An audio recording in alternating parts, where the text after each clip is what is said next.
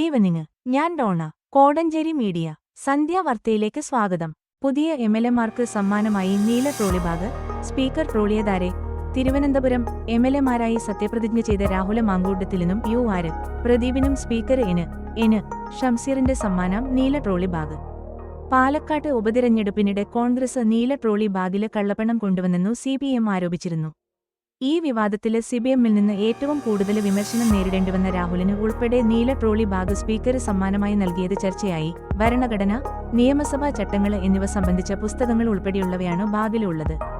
എല്ലാ പുതിയ എംഎൽഎമാർക്കും ബാഗ് നൽകാറുണ്ടെന്നും ഇത്തവണ ആകസ്മികമായി നീലനിറമായതാണെന്നും സ്പീക്കറുടെ ഓഫീസ് വിശദീകരിച്ചു. ആവശ്യം അംഗീകരിച്ചു. നവീൻ ബാബുവിന്റെ ഭാര്യ മഞ്ജുഷയ്ക്ക് പത്തനംതിട്ട കലക്ടറേറ്റിലേക്ക് സ്ഥലം മാറ്റം. പത്തനംതിട്ട, കണ്ണൂർ എഡിഎം ആയിരിക്കെ മരിച്ച കെ നവീൻ ബാബുവിന്റെ ഭാര്യ കെ മഞ്ജുഷയുടെ സ്ഥലംമാറ്റ അപേക്ഷ അംഗീകരിച്ച് സർക്കാർ. നിലവിൽ കോന്നി തഹസിൽദാരായ മഞ്ജുഷയെ പത്തനംതിട്ട കലക്ടറേറ്റിലേക്കു സ്ഥലം മാറ്റിയാണ് ലാൻഡ് റവന്യൂ കമ്മീഷണറുടെ ഉത്തരവ്. നവീൻ ബാബുവിന്റെ മരണത്തിനു പിന്നാലെയാണ് സ്ഥലംമാറ്റം ആവശ്യപ്പെട്ട് മഞ്ജുഷ അപേക്ഷ നൽകിയത്. കൂടുതൽ സൗകര്യപ്രദമായി ജോലി ചെയ്യുന്നതിന് പത്തനംതിട്ടയിലേക്ക് സ്ഥലം മാറ്റം വേണമെന്നായിരുന്നു അഭ്യർത്ഥന. ഇതാണ് സർക്കാർ അംഗീകരിച്ചത്. പത്തനംതിട്ട കലക്ടറേറ്റിൽ സീനിയർ സൂപ്രണ്ടന്റ് പദവിയിലേക്കാണ് മഞ്ജുഷയുടെ മാറ്റം. അതേസമയം നവീൻ ബാബുവിന്റെ മരണത്തിൽ ഡിജിറ്റൽ തെളിവുകൾ സംരക്ഷിക്കണമെന്നാവശ്യപ്പെട്ട് മഞ്ജുഷ നൽകിയ ഹർജിയിൽ കലക്ടർ അരുൺ കെ വിജയനോടും പെട്രോൾ പമ്പ് തുടങ്ങാൻ അപേക്ഷ നൽകിയ ടി.വി. പ്രശാന്തിനോടും വിശദീകരണം തേടി Kannur chief judicial first class magistrate notice അയച്ചിട്ടുണ്ട്. കേസ് 10-ന് വീണ്ടും പരിഗണിക്കും. ആത്മഹത്യ പ്രേരണ കുറ്റത്തിന് അറസ്റ്റിലായ ജില്ലാ പഞ്ചായത്ത് മുൻ പ്രസിഡന്റ് പി ദിവ്യ, മുഖ്യസാക്ഷിയായ കലക്ടർ ടി.വി. പ്രശാന്ത് എന്നിവരുടെ മൊബൈൽ ഫോൺ വിളികളുടെ വിശദാംശങ്ങളും ടവർ ലൊക്കേഷൻ സംബന്ധിച്ച വിവരങ്ങളും നഷ്ടപ്പെടാതെ സംരക്ഷിക്കാൻ നിർദ്ദേശം നൽകണമെന്നായിരുന്നു മഞ്ജുഷയുടെ ആവശ്യം. CCTV ദൃശ്യങ്ങൾ സംരക്ഷിക്കണമെന്നും ഹർജിയിൽ ആവശ്യപ്പെട്ടിരുന്നു. വേണ്ട തെളിവുകൾ സംരക്ഷിച്ചിട്ടുണ്ടെന്നായിരുന്നു പ്രോസിക്യൂഷൻ നൽകിയ മറുപടി. ദേവേന്ദ്ര ഭരണത്തിന് നാളെ തുടക്കം. ക്ഷണിച്ച ഗവർണർ. സത്യപ്രതിജ്ഞ വൈകിട്ട് 5:30-ന്. മുംബൈ, മഹാരാഷ്ട്രയിൽ BJP നേതാവ് ദേവേന്ദ്ര ഫഡ്നാവിസ് വ്യാഴാഴ്ച മുഖ്യമന്ത്രിയായി സത്യപ്രതിജ്ഞ ചെയ്ത് അധികാരമേൽക്കും. വൈകിട്ട് 5:30-ന് സത്യപ്രതിജ്ഞ നടക്കുമെന്ന് ഫഡ്നാവിസ് വാർത്താസമ്മേളനത്തിൽ അറിയിച്ചു. ഇന്ന് മഹായുതി നേതാക്കൾ മഹാരാഷ്ട്ര ഗവർണർ CP രാധാകൃഷ്ണനെ കണ്ടിരുന്നു. പിന്നാലെയാണ് ഫഡ്നാവിസിനെ സർക്കാർ രൂപീകരിക്കാനായി ഗവർണർ ക്ഷണിച്ചത്. മഹാരാഷ്ട്രയുടെ അടുത്ത മുഖ്യമന്ത്രിയായി ദേവേന്ദ്ര ഫഡ്നാവിസിനെ BJP നിയമസഭാ കക്ഷിയോഗം ഏകകണ്ഠമായി തിരഞ്ഞെടുത്തിരുന്നു. ആശിഷ് ഷേലർ നിയമസഭയിൽ BJPയുടെ ചീഫ് വിപ്പാകും. ഫഡ്നാവിസിന്റെ വസതിക്കു പുറത്ത് പാർട്ടി പ്രവർത്തകർ ആഹ്ലാദപ്രകടനം നടത്തി. സത്യപ്രതിജ്ഞാ ചടങ്ങുകൾക്കുള്ള ഒരുക്കങ്ങൾ ആസാദ് മൈതാനത്ത് പുരോഗമിക്കുകയാണ്. തന്നെ മുഖ്യമന്ത്രിയായി തിരഞ്ഞെടുത്തതിന് പ്രധാനമന്ത്രി നരേന്ദ്രമോദിക്കു ഫഡ്നാവിസ് നന്ദി അറിയിച്ചു. മഹാരാഷ്ട്രയിൽ ഒട്ടേറെ വികസന പ്രവർത്തനങ്ങൾ കൊണ്ടുവരുമെന്നും പറഞ്ഞു. എന്റെ അവകാശം അവർ നിഷേധിച്ചു. ഗാസിപുരിൽ ഭരണഘടനയുടെ മാതൃക ഉയർത്തി രാഹുൽ. ഡൽഹിയിലേക്ക് മടങ്ങി. ന്യൂഡൽഹി. ഉത്തർപ്രദേശിലെ സംബലിൽ സംഘർഷാവസ്ഥയ്ക്ക് ഇടയാക്കിയ അഭിഭാഷക സർവേ നടന്ന ചന്ദൌസി സന്ദർശിക്കാനെത്തിയ ലോക്സഭ പ്രതിപക്ഷ നേതാവ് രാഹുൽ ഗാന്ധിയുടെ നേതൃത്വത്തിലുള്ള സംഘത്തെ UP പോലീസ് തടഞ്ഞു. ഡൽഹി UP അതിർത്തിയായ ഗാസിപുരിലാണ് രാഹുലിനെയും പ്രിയങ്കയെയും കോൺഗ്രസ് നേതാക്കളെയും പ്രവർത്തകരെയും പോലീസ് തടഞ്ഞത്. 1.5 മണിക്കൂറോളം നീണ്ട പ്രതിഷേധത്തിന് ഒടുവിൽ രാഹുൽ ഗാന്ധിയും നേതാക്കളും ഡൽഹിയിലേക്ക് മടങ്ങി. ഗാസിപുരിൽ ഭരണഘടനയുടെ മാതൃക ഉയർത്തി രാഹുൽ പ്രവർത്തകരെ അഭിസംബോധന ചെയ്തു. സംബലിലേക്ക് പോകുകയെന്നത് തന്റെ ഭരണഘടനാപരമായ അവകാശമായിരുന്നെന്നും അത് നിഷേധിക്കപ്പെട്ടെന്നും രാഹുൽ ഗാന്ധി പറഞ്ഞു. സംബലിലേക്ക് പോവുക എന്നത് പ്രതിപക്ഷ നേതാവ് എന്ന നിലയിൽ എന്റെ അവകാശമാണ്. അങ്ങോട്ട് പോകണമെന്നാണ് ആഗ്രഹം. എന്നാൽ പോലീസ് യാത്ര തടയുകയാണ്. പോലീസിന് ഒപ്പം പോകാൻ സമ്മതം അറിയിച്ചെങ്കിലും അതിനുള്ള അവസരവും നിഷേധിച്ചു, രാഹുൽ ഗാന്ധി പ്രവർത്തകരോട് പറഞ്ഞു. സംബലിൽ നടന്നത് വലിയ തെറ്റാണെന്ന് പ്രിയങ്ക ഗാന്ധി പറഞ്ഞു. കുട്ടിക്ക് പണി കൊടുത്തെന്ന് ആയമാർ തമ്മിൽ സംസാരിച്ചു.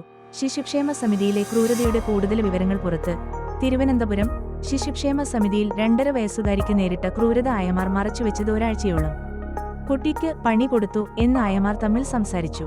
സംഭവത്തിൽ ശിശുക്ഷേമ സമിതിയോട് ബാലാവകാശ കമ്മീഷനും റിപ്പോർട്ട് തേടി. ശിശുക്ഷേമ സമിതിയിലെ 70 ജീവനക്കാരുടെ മൊഴിയെടുത്ത ശേഷമാണ് പോലീസ് പ്രതികളിലേക്ക് എത്തിയത്. കഴിഞ്ഞ മാസം 24-ന് ഒരു വിവാഹവേദിയിൽ വെച്ച് കുഞ്ഞിനെ ഉപദ്രവിച്ച കാര്യം 1-ാം പ്രതിയായ അജിത മറ്റ് 2 പ്രതികളായ സിന്ധുവിനോടും മഹേശ്വരിയോടും പറഞ്ഞു. കിടക്കയിൽ സ്ഥിരമായി മൂത്രമൊഴിക്കുന്ന ആൾക്ക് പണികൊടുത്തു എന്നായിരുന്നു പറഞ്ഞത്. ഒരാഴ്ച കഴിഞ്ഞ് ഷിഫ്റ്റ് മാറി അടുത്ത എത്തി കുഞ്ഞിനെ കുളിപ്പിച്ചപ്പോഴാണ് സ്വകാര്യ ഭാഗങ്ങളിലെ മുറിവ് കണ്ടത്. പ്രതികളായ 3 ആയമാരും ഇടത് അനുഭാവമുള്ളവരാണ്. ഇതിൽ മഹേശ്വരി കുട്ടികളോട് മോശമായി പെരുമാറിയതിനു മുമ്പും നടപടി നേരിട്ടിട്ടുണ്ട്. ഇവരെ ജില്ലയ്ക്ക് പുറത്ത് നിയമിച്ചെങ്കിലും രാഷ്ട്രീയ സ്വാധീനം ഉപയോഗിച്ച് 1 മാസത്തിനകം തിരികെ ശിശുക്ഷേമ സമിതിയിൽ തന്നെ എത്തി. വയനാടിന് പ്രത്യേക പാക്കേജ്. പ്രിയങ്കയുടെ നേതൃത്വത്തിൽ അമിത്ഷായെ കണ്ട് കേരള എംപിമാർ. നാളെ തീരുമാനം. ന്യൂഡൽഹി. വയനാടിന് പ്രത്യേക പാക്കേജ് ആവശ്യപ്പെട്ട് കേരളത്തിൽ നിന്നുള്ള എംപിമാർ അമിത്ഷായെ കണ്ടു. പ്രിയങ്ക ഗാന്ധിയുടെ നേതൃത്വത്തിലാണ് എംപിമാർ ആഭ്യന്തരമന്ത്രിയുമായി കൂടിക്കാഴ്ച നടത്തിയത്. വ്യാഴാഴ്ച വൈകുന്നേരത്തോടെ ഇക്കാര്യത്തിൽ എടുത്ത നടപടികൾ അറിയിക്കാമെന്ന് അമിത്ഷാ ഉറപ്പു നൽകിയതായി പ്രിയങ്ക വ്യക്തമാക്കി. ഉരുൾപൊട്ടലിൽ ആ പ്രദേശം ഒന്നാകെ നശിച്ചു. ദുരിതബാധിതർക്ക് എല്ലാം നഷ്ടപ്പെട്ടു. വീട്ടിലെ മുഴുവൻ അംഗങ്ങളെ പോലും നഷ്ടമായവരുണ്ട്. അതിൽ ചെറിയ കുട്ടികളുണ്ട്. അവർക്ക് മറ്റൊരു പിന്തുണയില്ല. കേന്ദ്രത്തിന് മുന്നിട്ടിറങ്ങാൻ കഴിയുന്നില്ലെങ്കിൽ അത് രാജ്യത്തിനാകെ, പ്രത്യേകിച്ച് ഇരകൾക്ക് വളരെ മോശമായ സന്ദേശമാണ് നൽകുന്നത്. പ്രിയങ്ക പറഞ്ഞു. രാഷ്ട്രീയത്തിന് അതീതമായി ഉയരണമെന്നും ജനങ്ങളുടെ വേദനയും കഷ്ടപ്പാടുകളും മനസ്സിലാക്കണമെന്ന് ആഭ്യന്തരമന്ത്രിയോട് അഭ്യർത്ഥിച്ചിട്ടുണ്ടെന്നും ശ്രദ്ധയോടെയാണ് അത് കേട്ടതെന്നും പ്രിയങ്ക പറഞ്ഞു. ഭിന്നശേഷി സ്നേഹസംഗമം സംഘടിപ്പിച്ചു. കോടഞ്ചേരി അന്താരാഷ്ട്ര ഭിന്നശേഷി ദിനത്തോടനുബന്ധിച്ച് കോടഞ്ചേരി ഗ്രാമപഞ്ചായത്ത് ബഡ്സ് റീഹാബിലിറ്റേഷൻ സെന്റർ കരിമ്പാലകുന്നിൽ വെച്ച് കോടഞ്ചേരി ഗ്രാമപഞ്ചായത്തിന്റെ നേതൃത്വത്തിൽ Mykavu saint Mary's Jnanodaya English സ്കൂളിന്റെ പങ്കാളിത്തത്തോടെ ഭിന്നശേഷിക്കാരുടെ സ്നേഹസംഗമം സംഘടിപ്പിച്ചു. കോടഞ്ചേരി ഗ്രാമപഞ്ചായത്ത് വൈസ് പ്രസിഡന്റ് ജമീല അസീസ് അധ്യക്ഷത വഹിച്ച ചടങ്ങിൽ കോടഞ്ചേരി ഗ്രാമപഞ്ചായത്ത് പ്രസിഡന്റ് അലക്സ് തോമസ് ചെമ്പകശ്ശേരി ഉദ്ഘാടനം ചെയ്തു. Jnanodaya school principal father Reji Kolanikkal മുഖ്യപ്രഭാഷണം നടത്തി. ക്ഷേമകാര്യ standing committee chairperson Vanaja Vijayan സ്വാഗതം അർപ്പിച്ചു. ആരോഗ്യ വിദ്യാഭ്യാസ standing committee chairman CB Chirandayath, മെമ്പർമാരായ ചിന്നമ്മ മാത്യു വായക്കട്ട്, വാസുദേവൻ ഞാറ്റുകാലായിൽ, ലീലാമ്മ കണ്ടത്തിൽ, റോസ്ലി മാത്യു, ബിന്ദു ജോർജ്, റീന സാബു, ഷാജി മുട്ടത്ത് എന്നിവർ ആശംസകൾ അറിയിച്ച് സംസാരിച്ചു. Community woman facilitator Dona Francis BRC ടീച്ചർമാർ എന്നിവർ നേതൃത്വം നൽകി. സംഗമത്തിന്റെ ഭാഗമായി വിദ്യാർത്ഥികളുടെയും രക്ഷിതാക്കളുടെയും വിവിധ കലാപരിപാടികൾ നടന്നു. മാനാംകുന്ന് ക്ഷേത്ര ഭാരവാഹികൾ ഒരുക്കിയ സ്നേഹവിരുന്നോടെ സ്നേഹസംഗമം അവസാനിച്ചു. ടാലൻഷ്യ മെഗാ ക്വിസ് വിജയികളെ ആദരിച്ചു. കോടഞ്ചേരി താമരശ്ശേരി രൂപത കോർപ്പറേറ്റ് എഡ്യൂക്കേഷണൽ ഏജൻസി നടത്തിയ പ്രഥമ inter school mega quiz Talentia 1.0 LP വിഭാഗം റണ്ണറപ്പ് കിരീടം സ്വന്തമാക്കിയ Kodanchery saint Joseph's LP school ടീമിനെ PTAയും മാനേജ്മെന്റും ആദരിച്ചു. എൽവിൻ AB, ഫെലിക്സ് സന്തോഷ് എന്നിവരടങ്ങുന്ന ടീമാണ് റണ്ണറപ്പ് കിരീടം നേടിയത്. പ്രശസ്തി പത്രവും 7000 രൂപ ക്യാഷ് അവാർഡും മെമന്റോയും താമരശ്ശേരി രൂപത അധ്യക്ഷൻ മാർ റെമീജിയോസ് ഇഞ്ചനാനിയിൽ നിന്നും സ്വീകരിച്ചു. സ്കൂൾ മാനേജർ ഫാദർ കുര്യാക്കോസ് ഐക്കുളമ്പിലിന്റെ അധ്യക്ഷതയിൽ ചേർന്ന അനുമോദന യോഗം കോടഞ്ചേരി ഗ്രാമപഞ്ചായത്ത് പ്രസിഡന്റ് അലക്സ് തോമസ് ചെമ്പകശ്ശേരി ഉദ്ഘാടനം ചെയ്തു. പ്രധാനാധ്യാപകൻ Jibin Paul, PTA president CB Thoonkuzhi, അധ്യാപകരായ ലിബി ടി ജോർജ്, ചിഞ്ചു ടി എന്നിവർ പ്രസംഗിച്ചു. വൈത്തിരിയിൽ സ്കൂൾ വിദ്യാർത്ഥികളുടെ ടൂറിസ്റ്റ് ബസ് താഴ്ചയിലേക്ക് മറിഞ്ഞ് 14 പേർക്ക് പരിക്ക്.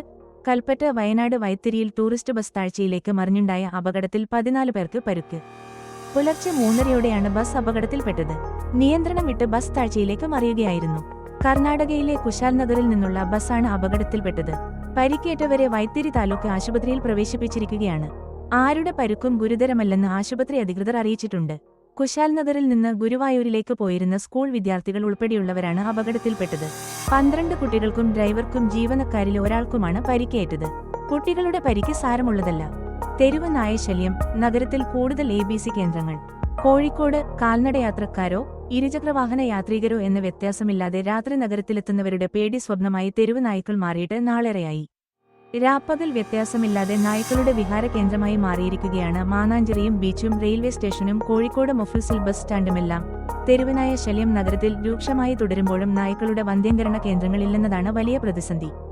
ഇതിന് ഉടൻ പരിഹാരമാവുകയാണ്. ഓരോ ബ്ലോക്ക് പഞ്ചായത്തിന് കീഴിലും ഒരു ABC സെന്റർ സ്ഥാപിക്കാനാണ് ജില്ലാ പഞ്ചായത്ത് തീരുമാനിച്ചിരിക്കുന്നത്. ആദ്യഘട്ടത്തിൽ പേരാമ്പ്രയിലും കുന്നുമ്മലിലുമാണ് ABC സെന്ററുകൾ സ്ഥാപിക്കുന്നത്. നിലവിൽ ജില്ലയിൽ 2 ABC കേന്ദ്രങ്ങളാണുള്ളത്. പൂളാടിക്കുന്നിൽ കോർപ്പറേഷന്റെ കീഴിൽ പ്രവർത്തിക്കുന്നതും മൃഗസംരക്ഷണ വകുപ്പിന് കീഴിൽ ബാലുശ്ശേരിയിൽ പ്രവർത്തിക്കുന്നതും. ഇവിടെ ദിനംപ്രതി 10 മുതൽ 12 വരെ വന്ധ്യംകരണ ശസ്ത്രക്രിയകളാണ് നടക്കുന്നത്.